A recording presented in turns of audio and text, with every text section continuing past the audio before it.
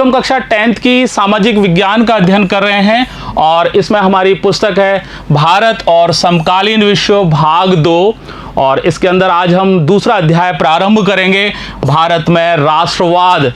बच्चों, आज का हमारा विषय रहेगा सत्याग्रह आंदोलन। सत्याग्रह आंदोलन को प्रारंभ करने से पहले हम भारत में राष्ट्रवाद के बारे में देखेंगे। भारत में आधुनिक राष्ट्रवाद के उदय की परिघटना यहाँ के जो उपनिवेशवाद विरोधी जो आंदोलन था उससे ये जुड़ी हुई है। यानी जब यहाँ पर उपनिवेशवाद विरोधी आंदोलन प्रारंभ हुआ तो लोगों के अंदर राष्ट्रवाद की भावना जागृत हुई। भारत में आधुनिक राष्ट्रवाद के उदय की परिघटना उपनिवेशवाद विरोधी आंदोलन के साथ गहरे तौर पर जुड़ी हुई है। जब उपनिवेशवादी शासकों के खिलाफ आंदोलन प्रारंभ हुआ तो यहाँ के लोगों ने एकता को समझा, एकता के भाव को समझा कि एकता से क्या मिल सकता है। औपनिवेशिक शासकों के खिलाफ संघर्ष के दौरान लोग आपसी एकता को पहचानने लगे और उत्पीड़न और दमन का जो साझा भाव था उनके अंदर, उसने उन सभी लोगों को एक सूत्र में बांध दिया था। उत्पीड़न और दमन के साझा भाव ने विभिन्न समूहों को एक दूसरे से बांध दिया था। लेकिन जो विभिन्न वर्ग और समूह थे, उन समूहों के ऊपर इस उपनिवेशवाद का असर भी भिन्न भिन्न प्रकार का था। उन लोगों के उपनिवेशवाद के बारे में अनुभव भी बिल्कुल अलग अलग प्रकार के थे और स्वतंत्रता के मामले में उनकी राय भी सबकी अलग अलग थी। लेकिन हर वर्ग और समूह पर उपनिवेशवाद का असर एक जैसा नहीं था। उनके अनुभव भी अलग थे और स्वतंत्रता के मायने भी उन सब के लिए भिन्न भिन्न थे। फिर महात्मा गांधी के नेतृत्व में कांग्रेस ने सभी समूहों को इकट्ठा करके एक बड़ा आंदोलन खड़ा कर दिया। यद्यपि ये आंदोलन खड़ा तो कर दिया, लेकिन इस एकता के अंदर भी टकराव के बिंदु निहित थे। महात्मा गांधी के नेतृत्व में कांग्रेस ने इन सभी समूहों को इकट्ठा करके एक विशाल आंदोलन खड़ा किया, परंतु इस एकता में भी टकराव के बिंदु निहित थे। प्रथम विश्व युद्ध के बाद की बात करें तो 1919 के बाद में ये जो हमारा राष्ट्रीय आंदोलन चल रहा था, ये हमारे देश के अन्य भागों में भी फैलता चला गया। 1919 के बाद के सालों में राष्ट्रीय आंदोलन नए इलाकों तक फैल गया था। जहां पर यह पहले नहीं था वहां तक भी यह पहुंच गया था और बहुत सारे सामाजिक समूह इसके अंदर जुड़ गए थे और संघर्ष की नई नई पद्धतियां सामने आने लगी थी।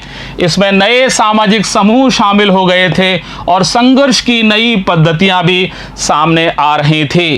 प्रथम विश्व युद्ध का क्या प्रभाव हुआ था, यानी जब प्रथम विश्व युद्ध हुआ तो उसका हमारे देश पर क्या प्रभाव हुआ। हमारे यहाँ आर्थिक और राजनीतिक रूप से बहुत सारे बदलाव देखने को मिले। विश्व युद्ध ने एक नई आर्थिक और राजनीतिक स्थिति पैदा कर दी थी और यहाँ पर रक्षा व्यय को बहुत ज़्यादा मात्रा में बढ़ा दिया गया था। इसके कारण रक्षा व्यय बहुत अधिक बढ़ गया था और इस खर्चे की भरपाई के लिए युद्ध के नाम पर बहुत सारे कर्जे लिए गए थे और करों में वृद्धि कर दी गई थी, यानी टैक्स बहुत ज़्यादा बढ़ा दिए गए थे। इस खर्चे की भरपाई करने के लिए युद्ध के नाम पर कर्जे लिए गए और करों में बहुत ज़्यादा वृद्धि कर दी गई थी। सीमा शुल्क भी बहुत बढ़ा दिया गया था और आयकर भी प्रारंभ कर दिया था। सीमा शुल्क बढ़ा दिया गया था और आयकर भी शुरू कर दिया गया था।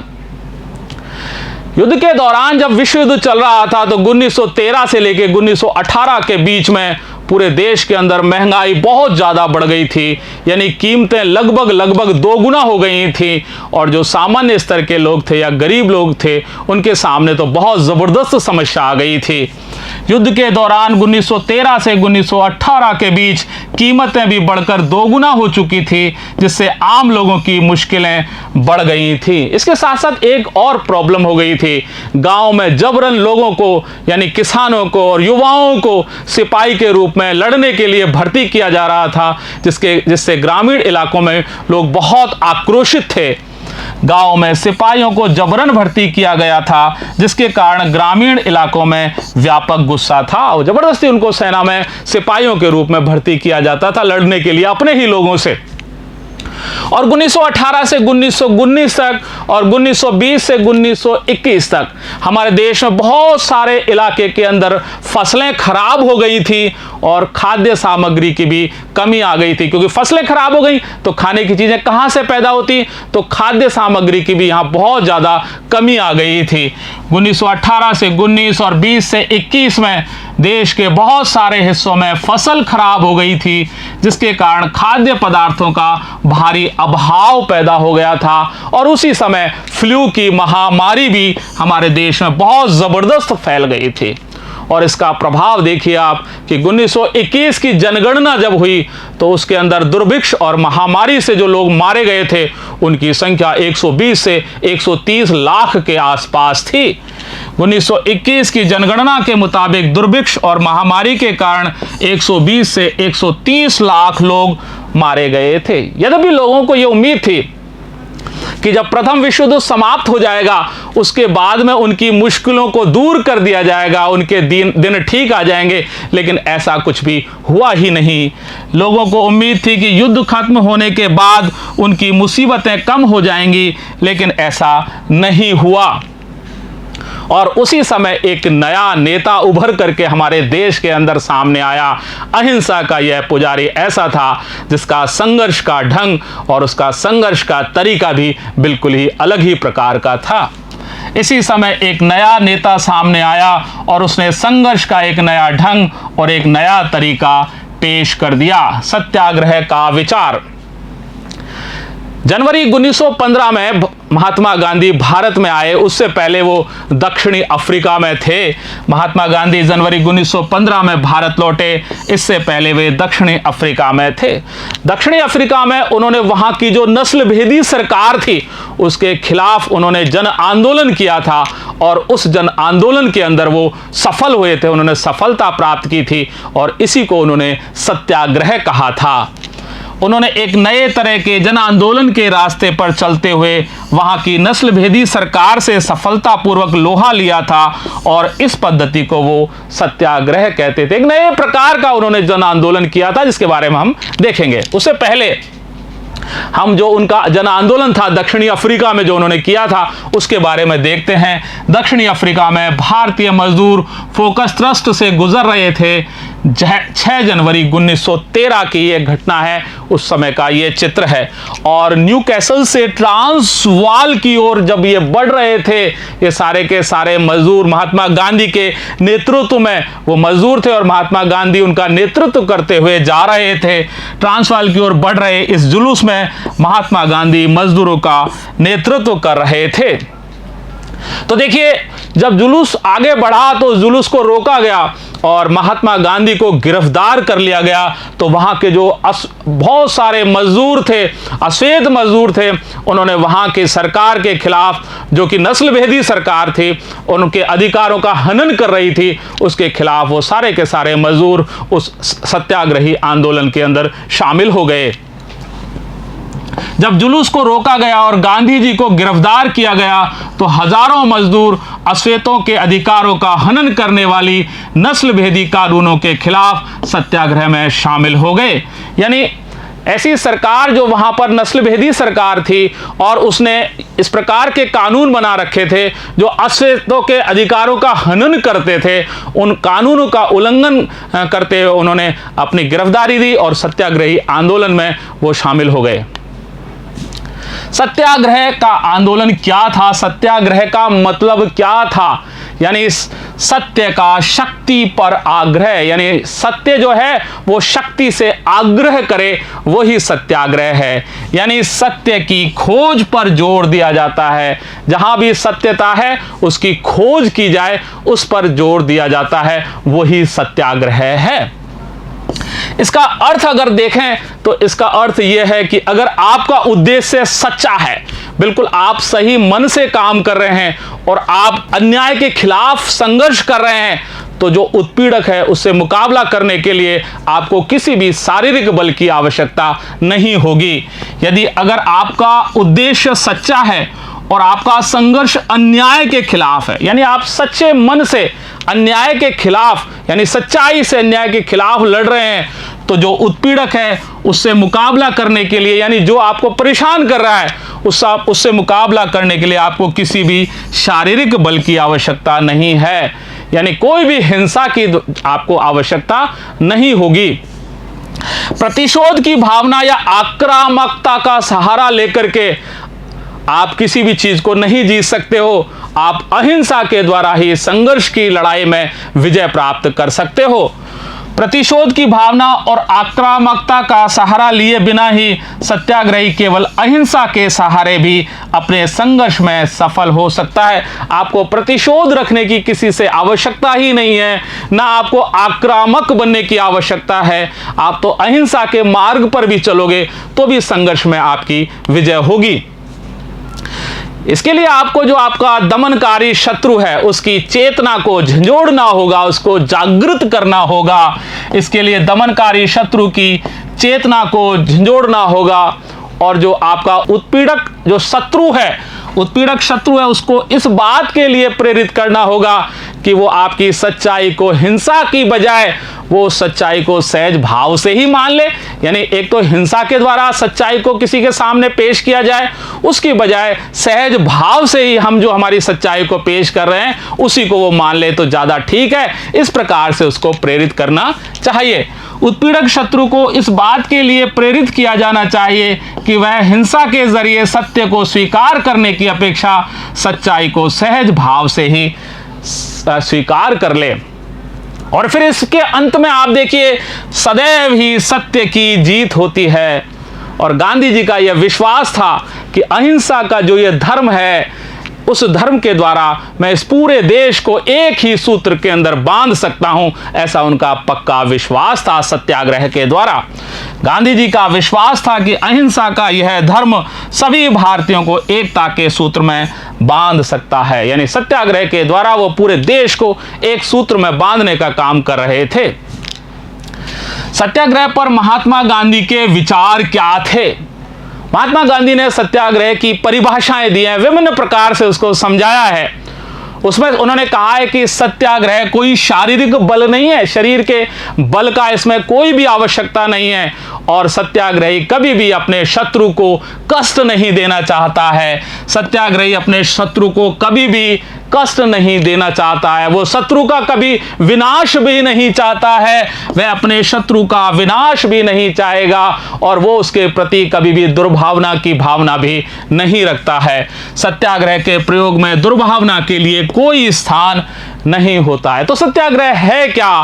सत्याग्रह तो एक शुद्ध आत्मबल है, ये आत्मा का बल है और सत्य ही आत्मा का आधार होता है। इस प्रकार से इस बल को ही सत्याग्रह का नाम दिया गया है। यानी सत्याग्रह क्या है? शुद्ध आत्मबल है और सत्य ही आत्मा का आधार होता है, इसलिए इस बल को सत्याग्रह कहा जाता है।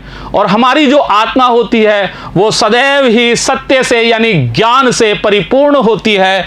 आत्मा ज्ञान से हमेशा लैस होती है और इसके अंदर हमेशा प्यार की लौ जलती रहती है। अतः अहिंसा सर्वोच्च धर्म है, सबसे परम धर्म है। अहिंसा ही सबसे बड़ा धर्म है, ऐसा महात्मा गांधी सत्याग्रह के द्वारा बताते हैं। महात्मा गांधी ने बताया कि भारत जो है वो विनाशकारी अस्त्र शस्त्रों के मामले में कभी भी यूरोप और ब्रिटेन का मुकाबला कर ही नहीं सकता, क्योंकि अंग्रेज तो युद्ध के देवता की ही उपासना करते हैं, इसलिए हम उनका मुकाबला कभी कर भी नहीं सकते। वो तो सदैव अपने साथ अस्त्र शस्त्र लेकर के रहते हैं, उनसे लैस रहते हैं, उनकी वृद्धि करते रहते हैं। जबकि हमारे यहाँ तो करोड़ों ऐसे भारतवासी हैं जो कभी अपने पास अस्त्र शस्त्र रखने की कल्पना भी नहीं कर सकते। उन्होंने तो अहिंसा के धर्म को ही आत्मसात कर लिया है। भारत विनाशकारी शस्त्रों के मामले में ब्रिटेन या यूरोप का मुकाबला नहीं कर सकता। अंग्रेज युद्ध के देवता की उपासना करते हैं, वे सब हथियारों से लैस हो सकते हैं और होते जा रहे हैं। भारत में करोड़ों लोग कभी हथियार लेकर नहीं चल सकते। उन्होंने तो अहिंसा के धर्म को आत्मसात कर लिया है, अहिंसा के धर्म को ही अपने ऊपर पहन लिया है।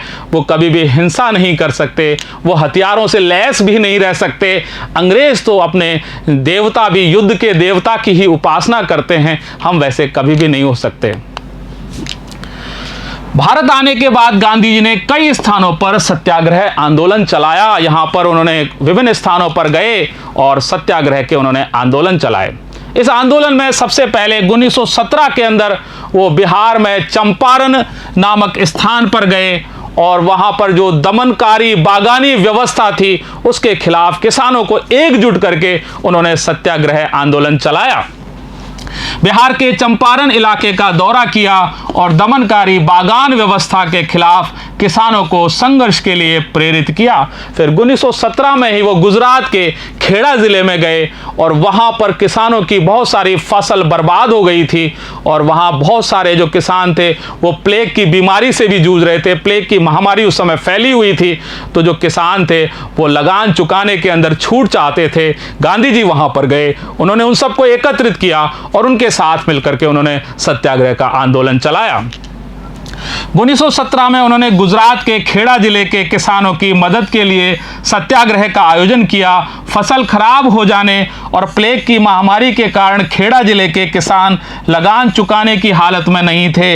वे चाहते थे कि लगान वसूली में ढील दी जाए, जो उनका लगान है उनका बहुत ज़्यादा है उसको कम कर दिया जाए और बाद में ले ली जाए, इस प्रकार की वो बात चाहते थे। इसके बाद में तीसरे स्थान पर वो 1918 के अंदर गए, यानी अहमदाबाद गुजरात में गए और वहां सूती कपड़े की जो मिल के मजदूर थे उनके साथ मिलकर के उन्होंने सत्याग्रह आंदोलन चलाया। 1918 में गांधी जी सूती कपड़ा कारखानों के मजदूरों के बीच सत्याग्रह आंदोलन चलाने के लिए अहमदाबाद जा पहुंचे थे। अब देखिए रॉलेट एक्ट। 1919 में अंग्रेजी सरकार भारत में एक एक्ट लेकर के आई, रॉलेट एक्ट, और वो बहुत ही दमनकारी कानून था। महात्मा गांधी ने इस एक्ट के खिलाफ एक राष्ट्रव्यापी आंदोलन चलाने का विचार किया। गांधी जी ने 1919 में रॉलेट एक्ट के खिलाफ एक राष्ट्रव्यापी सत्याग्रह आंदोलन चलाने का फैसला किया। भारतीय जो प्रतिनिधि थे कहां पर, इंपीरियल लेजिस्लेटिव काउंसिल के अंदर, वहां के भारतीय प्रतिनिधियों ने इस कानून का बहुत विरोध किया, लेकिन उनकी किसी ने भी नहीं सुनी और इस कानून को फटाफट जल्दीबाजी से पारित करके लागू कर दिया गया। भारतीय सदस्यों के भारी विरोध के बावजूद इस कानून को इंपीरियल लेजिस्लेटिव काउंसिल ने बहुत जल्दीबाजी में पारित कर दिया। इस कानून में था क्या?